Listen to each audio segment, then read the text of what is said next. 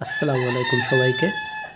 আজকে আমি দেখাবো খুব সহজেই কিভাবে একটি আনারের চারা তৈরি করতে পারেন।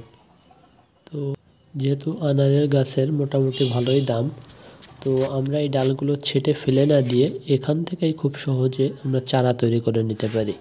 আমাদের গাছের ভিতরের এরকম চিকন ডালগুলা বাছাই করে নিয়ে ধারালো কোনো কিছু দিয়ে এইভাবে গোল করে 1 থেকে 1.5 ইঞ্চি পরিমাণ গাছের চামড়া উঠাই ফেলবো।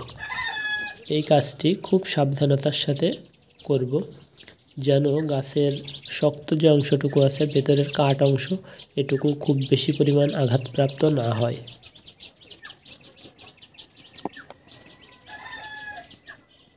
এই যে আমার এটা প্রায় শেষ, এই যে কমপ্লিট। এইভাবে 1 থেকে 1.5 ইঞ্চি পরিমাণ চামড়া উঠাই নিব।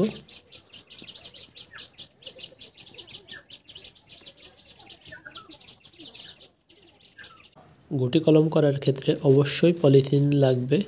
তো আমি একটা পলি ব্যাগ কেটে আমার গুটি কলমের জন্য পলি রেডি করব। তো এই যে পলিথিনটা 2 অংশ কেটে দিলাম। এরপর আমি যেহেতু 4টা ডালে কলম করব, সেক্ষেত্রে আমার 4টি পলি লাগবে। তো এই যে ঠিক এই সাইজের পলি লাগবে।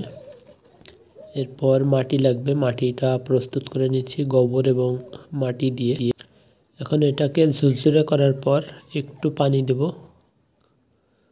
পানি দিয়ে কাদা কাদা করে নেব।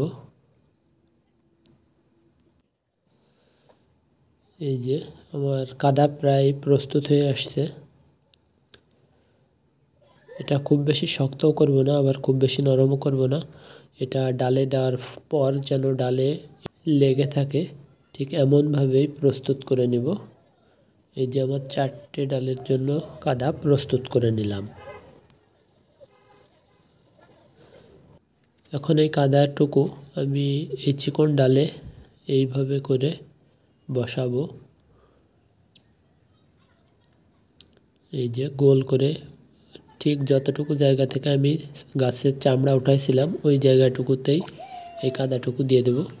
দিয়ে কাদার উপর দিয়ে এই পলিটা বেঁধে দিব, যেন এর ভিতরে বাতাস বা পানি কোনোটাই ঢুকতে না পারে এমনভাবে বাঁধবো।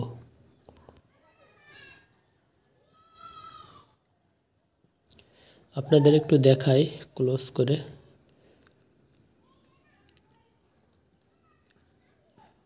এই যে এইভাবে পলিটা দিয়ে পুরো কাদার অংশটুকু মুড়িয়ে বেঁধে দিব 2 সাইড। এবং এই বাঁধনটা অবশ্যই শক্তভাবে বাঁধতে হবে, যেন কোনোভাবেই বাতাস বা বাইরের পানি অতিরিক্ত না ঢুকে যায়। গুটি কলমের জন্য বর্ষাকালই উপযুক্ত, কিন্তু এখন যেহেতু শীতকাল তারপরেও হবে, কিন্তু একটু সময় লাগবে বেশি দিন। যেমন আমার এখানে প্রায় 1 মাসের বেশি সময় লাগছে, এটাতে শিকড় চলে আসছে। এই যে এখন এটা কেটে একটি পলি ব্যাগে রিপোর্ট করব। যাদের শীতকালে এমন গুটি কলমের শিকড় বের হয় না, তারা চাইলে এই যে গুটি কলমের যে পলি, এখান থেকে সামান্য একটু ছিদ্র করে ওর ভিতরে মাঝে মাঝে একটু পানি দিতে পারেন। এতে করে ওই শিকড়টা একটু দ্রুত সময়ে চলে আসবে। আমি নিজেও ছোট্ট ছিদ্র করে 2টা ছিদ্র করে মাঝে মাঝেই পানি দিয়েছি এর ভিতরে। এই যে দেখেন শিকড় চলে আসছে। তো চলেন এটা এখন রিপোর্ট করি। ধারালো চাকু দিয়ে এই যে 2টি বাঁধন আগে কেটে নিব।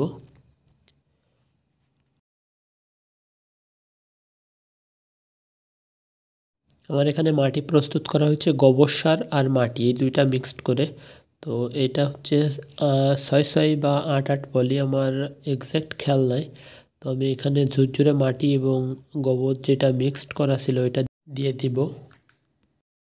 পলিব্যাগটা মাটি দিয়ে একেবারে পরিপূর্ণ করে দিব, পানি দিলে একটু কমে যাবে। তো এখন গাছটি এইভাবে সোজা করে কোনো কিছু দিয়ে বেঁধে দিব, তাহলে দ্রুত শিকড় বের হবে এবং গাছটি নতুন পাতা দিবে ইনশাল্লাহ। অনেকেই মনে করেন বর্ষাকাল ছাড়া হয়তো গুটি কলম সম্ভব না। তো দেখা যাক, শিকড় যেহেতু আসছে গাছটি ইনশাল্লাহ বেঁচে উঠবে।